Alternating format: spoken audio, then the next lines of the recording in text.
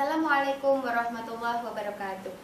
Pemirsa yang budiman, Anda bergabung kembali bersama Kedai Harmoni, sebuah program persembahan dari Departemen Kajian Lembaga Studi Sosial dan Agama. Pemirsa, peningkatan kasus HIV/AIDS di Indonesia sudah mencapai pada tahap yang sangat mengkhawatirkan.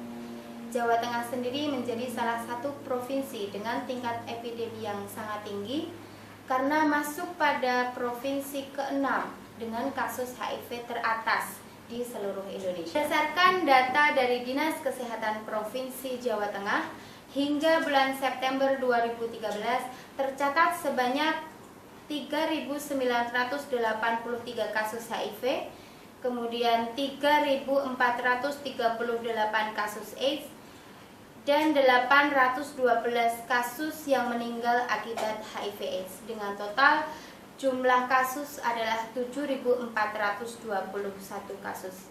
Data ini menunjukkan bahwa virus HIV/AIDS adalah virus yang sangat berbahaya dan patut kita waspadai bersama. Pada kesempatan kali ini telah hadir bersama saya Dr. Liz Agustin. Beliau adalah salah satu pengurus dari Forum Nahdien Peduli HIV/AIDS Jawa Tengah, yaitu bagian dari Lembaga Kesehatan Nahdlatul Ulama Jawa Tengah yang selama ini konsen dalam penanggulangan HIV dan AIDS di Jawa Tengah. Assalamualaikum Bu Dokter. Waalaikumsalam. Baik Mbak Rofi. Begini Dok, jadi yang ingin kami tanyakan sebenarnya apa yang membedakan antara virus HIV dengan virus-virus yang lain?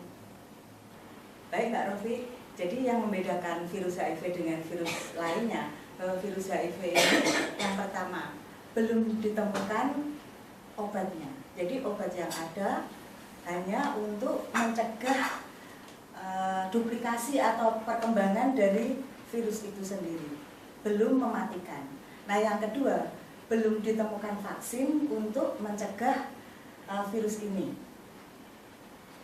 Baik Dok, berdasarkan data yang telah saya sebutkan di awal dari Dinas Kesehatan Jawa Tengah disebutkan bahwa angka kematian yang disebabkan oleh virus HIV/AIDS ini mencapai 812 kasus. Nah ini kan angka yang sangat tinggi sekali.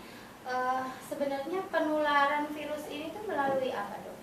Ya, yang pertama saya jawab untuk kematiannya itu tidak secara langsung disebabkan oleh virus HIV. Jadi begitu virus masuk dalam tubuh manusia itu bisa bertahan, tidak kelihatan gejala-gejalanya itu sampai 5 bahkan sampai 10 tahun. Nah, kasus meninggalnya itu kalau sudah melalui fase AIDS karena infeksi oportunistik atau infeksi ikutan, di mana orang yang terkena atau mengidap HIV ini daya tahan tubuhnya pasti akan turun karena virus itu merusak sistem kekebalan tubuh, yaitu yang pertama. Nah kemudian kematiannya itu bukan secara langsung oleh virusnya tetapi oleh infeksi ikutan tadi seperti yang saya Berarti beda ya Dok antara HIV dengan AIDS. Ya. Mungkin bisa dokter jelaskan agar pemirsa juga jelas. Selama ini kadang kita tidak bisa membedakan apa itu HIV atau apa itu AIDS atau sama saja. Nah ini sebenarnya gimana Dok? Kalau HIV itu adalah virusnya. Jadi HIV itu kepanjangannya adalah Human Immunodeficiency Virus. Jadi virus yang menyebabkan melemahnya daya tahan tubuh manusia. Nah, sedangkan AIDS itu kepanjangannya adalah Acquired Immunodeficiency Syndrome. Jadi sekumpulan gejala yang disebabkan karena virus HIV sehingga menyebabkan kematian. Itu kalau sudah pada fase AIDS. Seperti itu. Jadi sekumpulan gejala itu bisa ada diare yang berkepanjangan, kemudian ada infeksi, ada jamur-jamur yang masuk ke tubuh, bisa berupa kanker dan lain-lain. Karena virus ini sangat pintar atau sangat cerdas, sehingga dia bisa masuk kemanapun, akan pengaruh sistem dimanapun dari ujung kepala sampai ujung kaki, Mbak. Apakah orang yang terinfeksi virus HIV/AIDS ini bisa terlihat dari fisiknya Dok? Oh, sama sekali tidak bisa. Jadi orangnya kelihatan segar, sehat, sebetulnya tidak kelihatan. Jadi orang sehat dengan orang yang mengidap HIV itu sebetulnya tidak ada bedanya secara fisik ya. Tetapi kita akan tahu manakala kita sudah memeriksakan diri melalui tes HIV atau yang disebut VCT, Voluntary Counseling and Testing. Jadi dengan pemeriksaan VCT atau tes HIV secara sukarela, kita akan tahu status HIV di dalam tubuh kita itu reaktif atau positif, atau non reaktif atau negatif, begitu Mbak. Jadi sebetulnya tidak ada bedanya karena itu tidak kelihatan secara fisik. Sama saja orang yang mengidap HIV atau yang disebut ODA ya, orang dengan HIV/AIDS dengan orang yang sehat. Yang membedakan kita hanyalah status seronya. Yang satu sudah reaktif, kita mungkin belum atau tidak tahu karena belum melaksanakan tes HIV. Berarti untuk mengetahui apakah seseorang itu terinfeksi atau tidak itu tadi melalui VCT itu Ya, tadi betul ya. sekali. Baik. Selama ini dokter kan terlibat aktif di FNPA ya, Forum Nahdien Peduli HIV/AIDS, yaitu di bawah Lembaga Kesehatan Nahdlatul Ulama. Nah, kalau boleh tahu kenapa Dok NU dalam hal ini merasa penting untuk ikut ambil peran dalam penanggulangan HIV/AIDS? Ya. Jadi seperti kita tahu bahwa NU Nahdlatul Ulama adalah organisasi sosial keagamaan yang besar ya anggotanya ya. Kalau di Indonesia itu lebih kurang 40 juta warga Nahdien. Dan warga Nahdien ikut merasa bertanggung jawab atas pencegahan maupun pengendalian pada kasus HIV ini. Karena PBNU sendiri sudah mencanangkan jihad melawan HIV/AIDS. Kita jauhi virusnya, tetapi kita rangkul orangnya. Jadi sebagai warga Nahdien, saya pikir ini adalah kesempatan kita memang untuk berjihad melawan HIV/AIDS. Karena ini sudah tidak lagi menjadi mandat jamaah, tetapi menjadi mandat jamiah. Seperti itu. Nah, kemudian menjawab pertanyaan tadi yang Mbak Rofi belum mungkin terlewatkan. Jadi melalui apa ya penularannya? Jadi ada, seperti kita tahu kan virus HIV-nya itu ada di dalam darah, kemudian ada di dalam cairan sperma, bukan spermanya ya, kemudian cairan vagina, dan di dalam ASI. Nah, tentu saja karena itu sebagian besar, tapi sebetulnya di air liur ada, di dalam air mata ada, tetapi jumlahnya tidak signifikan untuk bisa menularkan.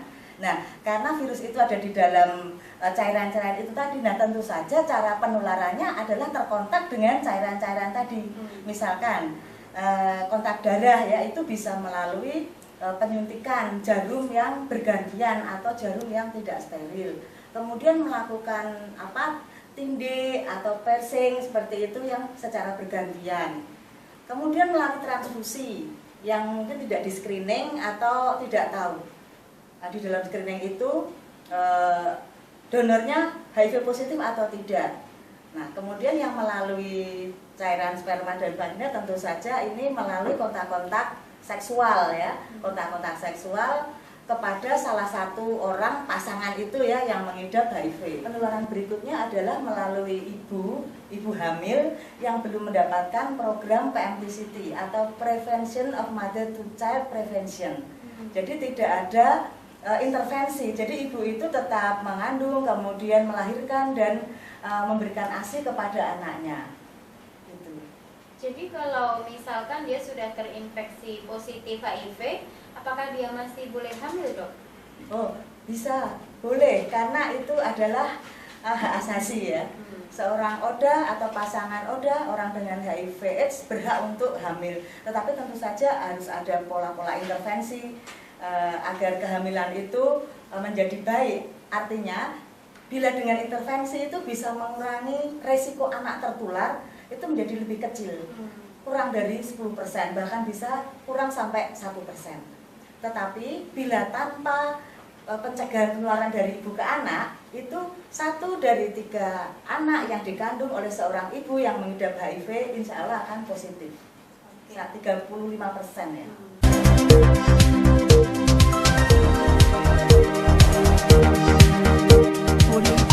Terkait dengan penanggulangan HIV/AIDS ini, Dok, yang sudah dilakukan para stakeholder ini apa saja ya, Dok? Program ini sebetulnya sudah cukup lama berjalan ya, jadi semua stakeholder saya kira sudah bergerak, tetapi memang masih tersegmentasi ya, masih targeted. Jadi untuk penanggulangan HIV/AIDS itu ada KPA, dari KPA nasional, kemudian KPA provinsi, kemudian KPA kabupaten kota. KPA ini adalah Komisi Penanggulangan AIDS yang melakukan fungsi-fungsi koordinasi atas semua stakeholder. Jadi di Indonesia itu semua sudah bergerak, LSM-nya juga sudah bergerak. Kemudian pemerintah tentu saja melalui payung hukum, kemudian dukungan dana yang diberikan, itu sudah cukup bergerak juga. Dan kemudian di Forum Nahdien Peduli AIDS itu kita melakukan apa yang sudah dilakukan, tetapi memang perlu kita dorong. Di program yang lalu untuk penanggulangan HIV/AIDS itu sudah dilakukan oleh kawan-kawan LSM. Itu memegang atau mendampingi teman-teman yang berisiko tinggi, semisal pekerja seks komersial, kemudian teman-teman LSL, lelaki suka lelaki, kemudian program HR atau harm reduction itu bagi pengguna narkoba suntik, kemudian waria dan HRM atau high risk man, kalau sekarang disebut sebagai atau lelaki berisiko tinggi, dia adalah merupakan populasi jembatan. Jadi kalau BPS, kemudian waria, LSL atau G, kemudian pengguna narkoba suntik itu sudah didampingi secara terus-menerus oleh LSM. Nah, untuk LBT atau lelaki berisiko tinggi, ini adalah populasi jembatan yang menularkan dari populasi yang berisiko kepada populasi yang tidak berisiko. Jadi kalau kita lihat trennya bahwa angka atau kasus HIV/AIDS pada ibu rumah tangga itu lebih tinggi dibandingkan dengan pekerja seks itu sendiri, karena peran dari LBT atau lelaki berisiko tinggi ini. Jadi lelaki dengan karakteristik ya, dia man, money, mobile, dan macho. Dia jauh dari rumah, kemudian pulang membawa bonus penyakit yang ditularkan kepada istrinya. Jadi istri ini dianggap sebagai populasi yang tidak berisiko, tetapi menjadi berisiko ketika pasangannya itu mengidap HIV, karena dia pergi dari rumah, kemudian melakukan hubungan seks yang tidak aman, kemudian terinfeksi. Nah, dia akan membawa virus itu masuk ke dalam rumah. Ini kalau yang kita sangkakan itu adalah mereka yang terinfeksi virus HIV itu adalah orang-orang yang dalam tanda kutip nakal begitu, perbuatan-perbuatannya melanggar agama lah, seperti seks bebas, kemudian menggunakan narkoba. Tapi ternyata yang dokter sampaikan tadi, ibu rumah tangga pun berisiko. Ternyata sekarang bahkan trennya ibu rumah tangga justru menempati di urutan atas, begitu dok? Iya, betul sekali.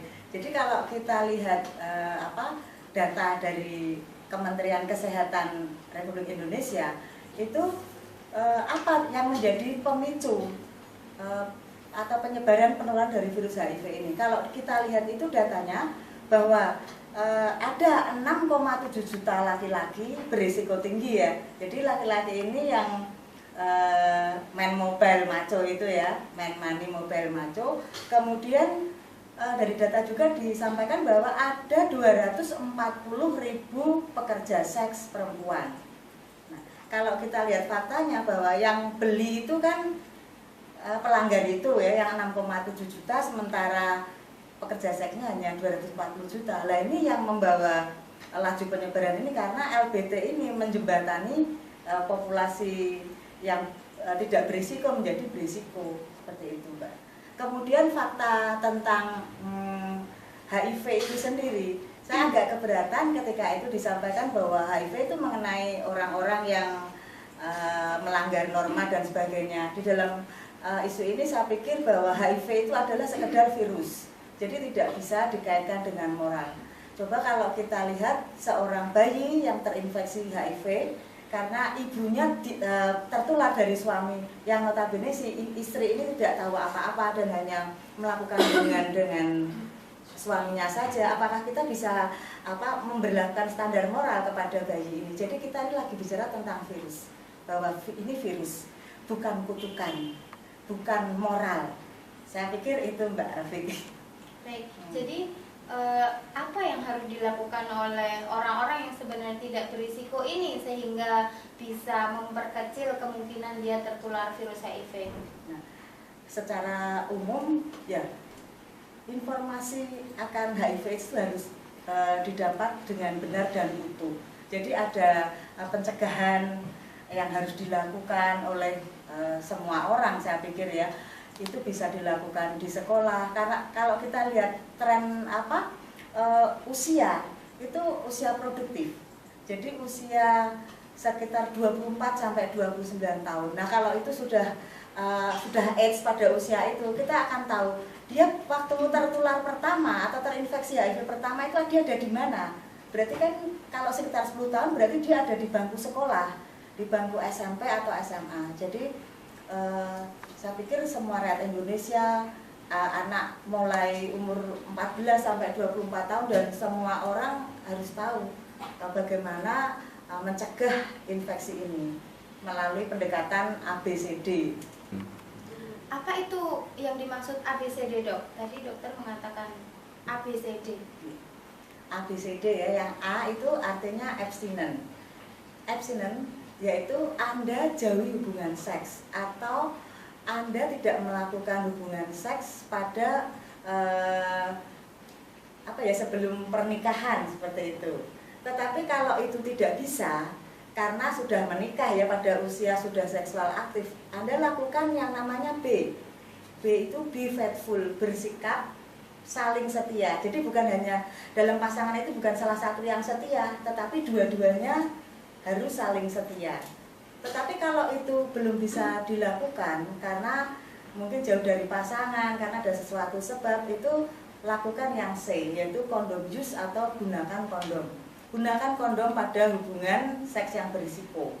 Tetapi intinya bahwa kita itu kepada A, jadi Anda tuh pantang kalau tidak ingin tertular ya. Nah, kemudian ABC tadi sudah, yang D itu don't do drug. Jangan gunakan narkoba suntik. Kemudian mungkin bisa ke E-nya jadi education ya. Jadi ini semua orang harus mendapatkan informasi supaya bisa mencegah dan bisa menanggulangi. Faktanya kan kalau orang tidak tahu informasinya, dia akan tahu setengah-setengah. Nah, dia akan menerima konsep HIV/AIDS ini dengan tidak utuh atau tidak benar, yang nanti ujung-ujungnya memberikan cap buruk, memberikan pelabelan pada orang yang terinfeksi HIV/AIDS ini. Nah, ini sebetulnya yang ingin kita dorong, bahwa janganlah ada lagi stigma dan diskriminasi kepada orang dengan HIV/AIDS. Apa yang ingin Anda sampaikan bagi seluruh pemirsa yang melihat tayangan ini? Pencegahan melalui ABCD ya harus ditingkatkan. Jadi yang pertama itu memang Anda pantang seks. Yang kedua, bersikap saling setia. Ketiga, menggunakan kondom pada hubungan berisiko. Dan keempat, tidak menggunakan narkoba suntik. Di dalam hal ini, FNPHA atau Forum Nahdliyin Peduli HIV/AIDS tidak mendorong untuk kondom campaign ya, kampanye kondom yang bersifat kontroversial. Jadi kondom itu dipakai pada hubungan yang berisiko atau bila salah satu terinfeksi, pasangannya memakai agar tidak tertular, seperti itu. Jadi kita lebih menekankan kepada A, kemudian B. Lalu yang ketiga, bahwa HIV/AIDS itu adalah masalah virus ya, bukan masalah moral. Jadi kita tidak bisa meletakkan ini atas standar moral seseorang. Jadi kita memberikan label atau stigma bahwa orang yang terinfeksi ini adalah orang-orang yang dianggap gelap, seperti itu ya, gelap dalam tanda kutip, atau orang yang pendosa, seperti itu. Karena banyak orang terinfeksi karena menerima transfusi, karena berhubungan dengan suaminya, sementara suaminya itu terinfeksi, yang tidak tahu atau tidak diketahuinya. Kemudian saya pesan untuk teman-teman yang sudah terinfeksi, atau teman-teman Oda tetaplah semangat karena ini bukan akhir dari segalanya. Bahwa obat itu bisa dimanfaatkan, antiretroviral itu, sehingga virusnya bisa dikunci, tidak menjadi lebih banyak lagi, dan teman-teman Oda masih bisa hidup produktif, masih bisa melanjutkan cita-cita dan hidupnya lebih berkualitas. Nah, untuk teman-teman atau masyarakat yang belum terinfeksi, kita bisa cegah tadi melalui ABC. Kalau masyarakat sudah bisa menerima informasi ini dengan benar dan lengkap, maka tidak akan terjadi lagi stigma dan diskriminasi kepada Oda. Tidak ada lagi ketakutan dan HIV/AIDS tidak menjadi momok. Baik Dok, terima kasih atas perbincangan kita pada kesempatan kali ini. Saya yakin apa yang tadi disampaikan adalah informasi yang sangat bermanfaat dan menjadi pengetahuan-pengetahuan baru yang sebelumnya banyak yang tidak diketahui oleh masyarakat begitu. Saya sebagai pembawa acara mengucapkan terima kasih atas perhatian Anda dan kesetiaannya mengikuti Kedai Harmoni. Selamat berjumpa kembali di Kedai Harmoni edisi berikutnya. Mohon maaf apabila ada kata-kata yang kurang berkenan. Saya Siti Rofiah. Wallahul muwaffiq ila aqwamit thoriq. Wassalamualaikum warahmatullahi wabarakatuh.